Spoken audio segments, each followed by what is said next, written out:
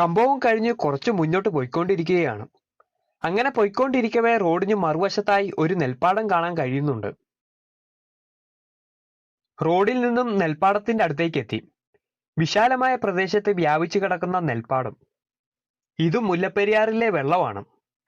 കമ്പം, തേനി, ഡിണ്ടിഗൽ എന്നീ പ്രദേശങ്ങളിലെ ഏതൊരു കൃഷിസ്ഥലത്തും മുല്ലപ്പെരിയാറിലെ വെള്ളം കാണാൻ കഴിയും. ഒഴുക്കിക്കൊണ്ടുപോകുന്ന ജലം പൂർണ്ണമായും ഇവർ ഉപയോഗിക്കുന്നുണ്ട്. ഇപ്പോൾ കണ്ട കനാലിൽ നിന്നും വെള്ളം പാടത്തേക്ക് ഒഴുകിക്കൊണ്ടിരിക്കുകയാണ്. പാടത്തിന്റെ നടുവിലായി ഒരു മൺപാത. മൺപാത ചെന്ന് അവസാനിക്കുന്നത് ഒരു ക്ഷേത്രത്തിലേക്കാണ്. നമ്മുടെ ഉത്രാളിക്കാവ് പോലെ തമിഴ്നാട്ടിൽ ഒരു സ്ഥലം.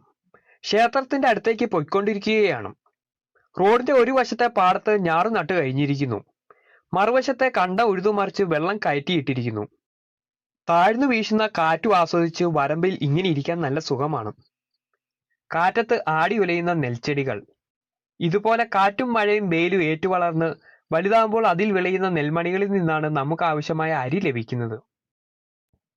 തെളിഞ്ഞ ആകാശവും ഉയരം കൂടിയ മലനിരകളും വിശാലമായ പ്രദേശത്ത് വ്യാപിച്ചു കിടക്കുന്ന നെൽവയലുകളുമാണ് ഇവിടുത്തെ പ്രധാന ആകർഷണം. ഇവിടെ വീശുന്ന കാറ്റിന്റെ ശക്തി അറിയണമെങ്കിൽ ജലനിരപ്പിലെ ഓളങ്ങൾ കണ്ടാൽ മനസ്സിലാകും. കനാലുകളിൽ നിന്നും വെള്ളം പാടത്തിന്റെ എല്ലാ വശത്തേക്കും കൊണ്ടുപോകാനുള്ള ചെറിയ ചാലുകളാണിവ.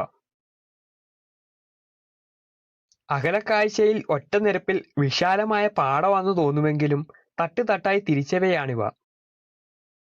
ഇത് പാടത്തിന്റെ ഒരു വശത്തായി വിത്ത് പാകിയിരിക്കുകയാണ്. വിത്ത് ചെടികളായി വളർന്നതിന് ശേഷമാണ് ഇതിൽ നിന്ന് പറിച്ച് നിശ്ചിത അകലത്തിൽ നടുന്നത്. ഇങ്ങനെ നടുന്നതിനെ ഞാറ് നടുക എന്ന് പറയും.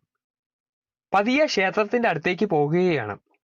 വിശാലമായ നെൽപ്പാടത്തിന് നടുവിലായി സ്ഥിതി ചെയ്യുന്ന കൊച്ചു ക്ഷേത്രം.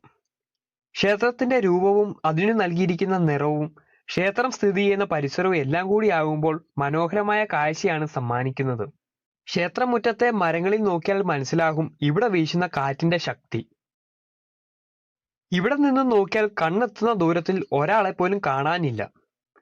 ഇത്രയും വിശാലമായ പ്രദേശത്ത് ഞാൻ ഒറ്റയ്ക്ക് നിൽക്കുന്നത് ഇതാദ്യമായിട്ടാണ്. ക്ഷേത്രമുറ്റത്തു നിന്നും നോക്കിയാൽ മുൻവശത്തെ കാഴ്ച ഇതൊക്കെയാണ്. ചിത്രകഥാ പുസ്തകങ്ങളിൽ കണ്ടിട്ടുള്ള മലകളെ പോലെ തോന്നും. മലകൾക്ക് മുന്നിൽ കുറ്റിച്ചെടി പോലെ കാണുന്നത് തെങ്ങിൻതോപ്പാണ്. ക്ഷേത്രത്തിന്റെ അറ്റകുറ്റപ്പണികൾ നടക്കുകയാണ്. പണി പൂർത്തിയായ ശേഷം ഒന്നും കൂടി ഇവിടെ വരണമെന്ന് മനസ്സിൽ തീരുമാനിച്ചു. ഈ പാടം കൊയ്യുന്ന സമയത്ത് വരികയാണെങ്കിൽ കുറച്ചുകൂടി കാണാൻ ഭംഗിയായിരിക്കും. ഈ പച്ചപ്പൊക്കെ മാറി കൊയ്യുന്ന സമയത്ത് നെൽച്ചെടികൾ നല്ല മഞ്ഞ നിറത്തിലായി കാണാൻ കഴിയും.